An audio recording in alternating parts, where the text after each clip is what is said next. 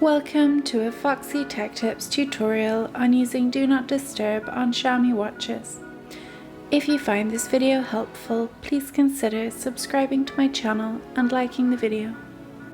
Swipe up from the watch's home screen to open the Quick panel. In the Quick panel, you can tap on the moon icon to turn Do Not Disturb mode on and off. When Do Not Disturb mode is turned on, the icon will be blue, and when it is switched off, the icon will be black.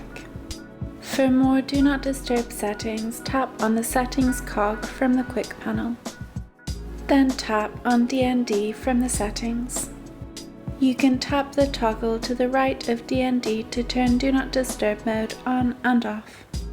When the toggle is blue, Do Not Disturb mode is switched on, and when it is black, it is switched off. You can tap Scheduled to schedule a time for Do Not Disturb to automatically turn on and off. Tap Duration to set the times. Choose your desired start and end times for Do Not Disturb mode.